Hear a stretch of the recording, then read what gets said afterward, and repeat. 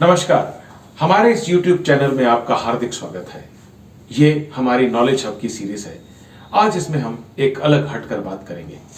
आपने बहुत सारे गांव देखे होंगे, क्या कभी तैरते हुए गांव के बारे में सुना है? आज हम आपको एक तैरते हुए गांव के बारे में बताएंगे, लेकिन उससे पहले आपसे अनुरोध है कि इस YouTube चैनल को सब्सक्राइब कर दें, बेल आइकन को दबा दें, ताकि जो नए से नए वीडियो रिलीज हो वो नोटिफिकेशन आपके पास आ जाए और जो हम बात करने जा रहे हैं उसको अधिक से अधिक शेयर कर दें। भारत में इस समय बहुत जश्न का माहौल है, क्योंकि भारत के ओलंपिक खिलाड़ियों ने जो वहां पे भारत का कॉन्टिजेंट किया था, उन्होंने बहुत अच्छा प्रदर्शन किया। नीरज चोपड़ा ने गोल्ड जीता, रवि ने दैया ने सिल्वर, मीराबाई चानू ने सिल्वर, पीवी सिंधु ने ब्रॉन्ज, लवलीना ने ब्रॉन्ज और भारतीय हॉकी टीम दोबारा ब्रॉन्ज 41 साल बाद पुरुष हॉकी टीम ने ब्रॉन्ज मेडल जीता और महिला हॉकी टीम के अलावा बहुत सारे खिलाड़ियों ने अपनी उपस्थिति दर्ज कराई। हमारे खिलाड़ी खाली मूक दर्शक नहीं थे। इसका एक अलग वीडियो मैं नीरज प्रसाद के साथ कर चुका हूं, कृपया उसको जरूर जाकर देखिए। और उसमें नीरज चोपड़ा की जादुई तकनीक के बारे में भी हमने बात की है। अब बात करते हैं तैरते हुए गांव के बारे में।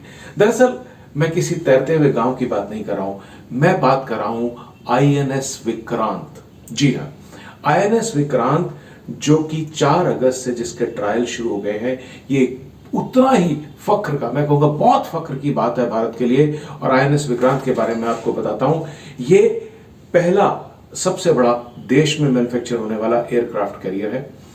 इस एयरक्राफ्ट कैरियर को बनाने के बाद भारत उन चुनिंदा देशों में शामिल हो गया जिनके पास एयरक्राफ्ट कैरियर बनाने की क्षमता है। These countries are US, UK, Russia, France and China. So now we are a 6th country which has the capacity to manufacture aircraft carriers. ठीक है, ये बहुत हमारे लिए गौरव का विषय है, बहुत कमाल की बात है। अब 1 साल तक इसका ट्रायल चलेगा और उसके बाद इंडियन नेवी में इसको कमीशन कर दिया जाएगा। अब पहले समझते हैं कि व्हाट इज अ वॉरशिप या युद्ध पोत होता क्या है। देखिए, बेसिकली अगर आम भाषा में हम समझें तो वॉरशिप का मतलब है अ काइंड ऑफ शिप जिसका यूज वॉर से रिलेटेड चीजों में किया जा सकता है। ठीक है, generally this kind of aircraft carrier और this kind of warship is used by the navy of a country. हमारे यहाँ पे इंडियन नेवी यूज करने वाली है। एयरक्राफ्ट कैरियर एक तरह का वॉरशिप होता है। अब इस पर क्या है, मतलब आप समझिए कि ये जो एयरक्राफ्ट कैरियर ये समुद्र में तैरता हुआ एक एयरपोर्ट है।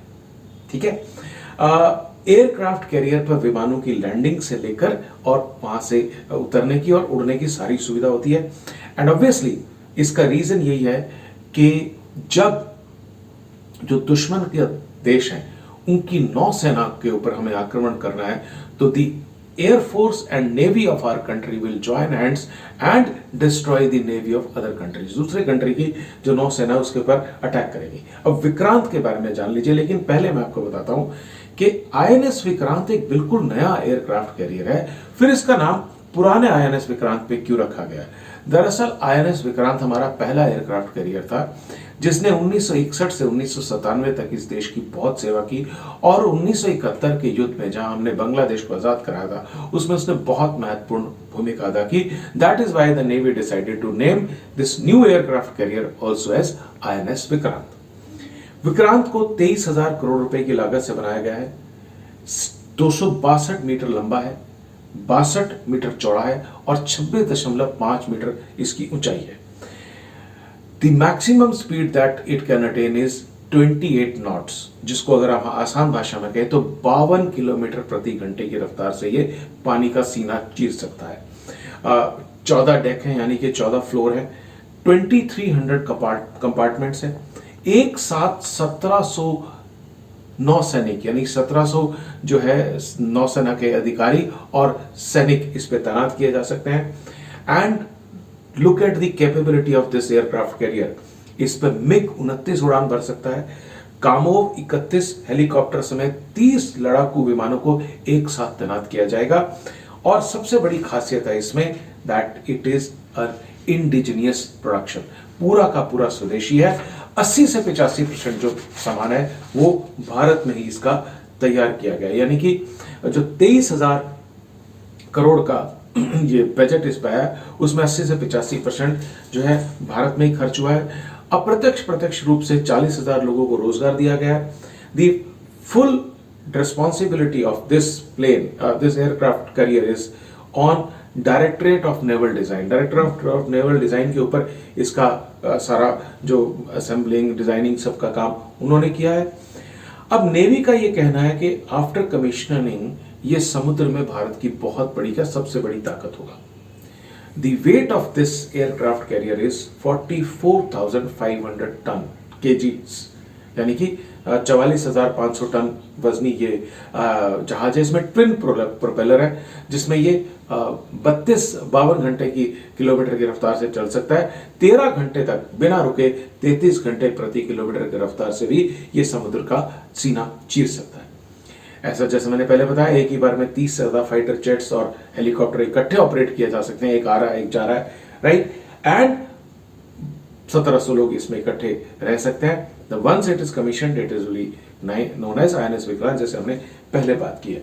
और ऑब्वियसली भारत की नौसेना क्षमता इससे बहुत बढ़ने वाली है, और जो चीन जो है वो दबदबा बना के रखना चाहता है हिंद महासागर में, और पाकिस्तान उसका साथ देता है, उससे निश्चित तौर से उनको इससे झटका लगेगा and they will be not really taking any chances, और भारत का दबदबा इससे बढ़ने वाला है। क्या अब सवाल यह है कि भारत के पास क्या कोई और एयरक्राफ्ट कैरियर भी है? Yes, India has another aircraft carrier, that is INS Vikramaditya, जो नवंबर 2013 में कमीशन किया गया था। इस पर भी 30 से ज्यादा फाइटर जेट्स खड़े किए जा सकते हैं, ठीक है। लेकिन ये जो है इंडिजिनस नहीं है। एक्चुअली रूस से एक एयरक्राफ्ट कैरियर को लिया गया था जिसका नाम था एडमिरल गोर्शकॉव, उसको मॉडिफाई करके this INS Vikramaditya has been prepared. पहले INS विराट और विक्रांत भी थे, लेकिन अब दोनों डीकमीशन हो गए हैं। और विक्रांत, अब मैंने आपको पहले बताया कि INS विक्रांत चूंकि हमारा पहला एयरक्राफ्ट कैरियर था, इसलिए इसका नाम किया गया है। और 1971 का जो युद्ध है उसको 50 साल पूरे हो चुके हैं, इसलिए INS Vikrant has been launched, और अगले साल आप इसको भारतीय नौसेना का हिस्सा देखेंगे। And I think it is a moment of real pride for all of us Indian. हम सबको भारतीय जो सेना के लोग हैं, नौसेना, थल सेना और वायुसेना, उन सबको सैल्यूट करना चाहिए और अपने देश पर गर्व महसूस करना चाहिए। बहुत बहुत धन्यवाद। जय हिंद।